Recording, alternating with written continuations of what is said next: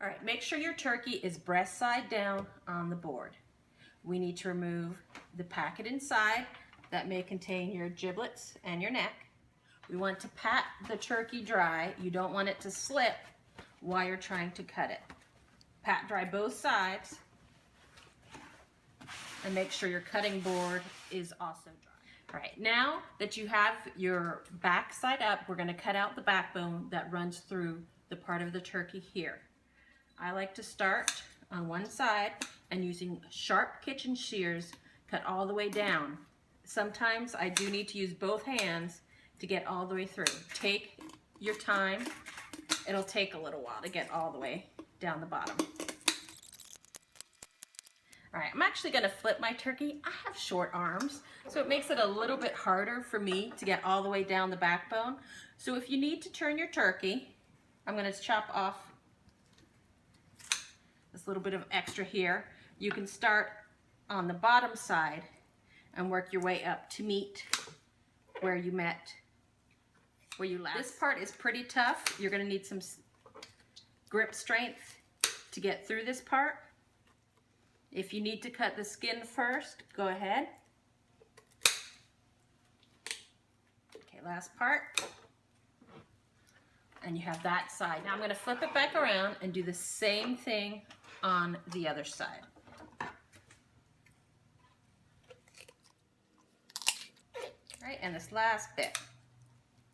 And you've removed the backbone. You can put that aside with your giblets and your neck that you took out. All right, so we want to spread the turkey out so it's fairly flat on the cutting board. See, I've taken the thighs and the drumsticks, pressed them out. The wings are out up here. This is going to take a little strength. You want to place the palm of your hand, and did you hear that crack? That was the breastbone cracking. You might find it easier to wash up a little bit and wash your scissors so they're dry. And now we're going to cut off the extra fat. The hard part is done. Just cut off any extra skin. We don't need it. Don't worry, your bird will be juicy without all that fat. And now, the trick to really crispy skin is that you have to separate the skin from the meat. I'm going to cut off a little bit of extra fat here, and then I'm take my finger and I'm going to push it underneath the skin. Try not to tear the skin, and I'm just simply trying to wiggle it. You may need to use scissors in parts too, but I'm just trying to separate the skin from the meat. You want the skin to have some air. All right, you can see I started with my finger, and I'm getting as much of my hand in as I can, and I'm simply pulling apart gently. You will come across some parts that I find I need a knife for, and just do a little cut. You do not want to puncture the skin. But you can see I'm working my finger all the way down. All right, so get the breast all the way done, and then you want to gently go over and do the same thing with the drumstick. If you can get more than one finger down there, it'll make the job go a little quicker.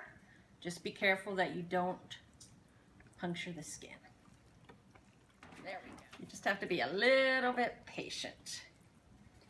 Let me get down over here by the thigh. All right, again, because of short arms, I'm going to turn the turkey and go in on the other side. See, with my finger, I'm just gently pulling the fat away. There we go, look at that. Now I'm going to go ahead and do the exact same thing to the other side. And just get this final part of the thigh and the drumstick, and we are done. All right, I'm going to give the turkey one last pat dry, because the drier the skin is, the crispier it's going to get. Now, after you've washed your hands, go ahead and grab your spice mix. Now, I find the easiest way is to use a spoon. I'm going to sprinkle some on the breast, and then with my hand, I'm going to massage it all over. Do the same with the other breast. Now, there's no exact science about how much you want on. You just want to cover it. I'm going to take a little in my hand And I'm going to hold on to it and rub it onto the drumstick and the thigh also. Okay. Flip the turkey over and let's give the underbelly a little bit of a rub, especially on the thigh and the drumstick again. All right, final part. You have a little bit of spice mix left, and we are going to rub it all over the skin itself. Give the turkey a good massage.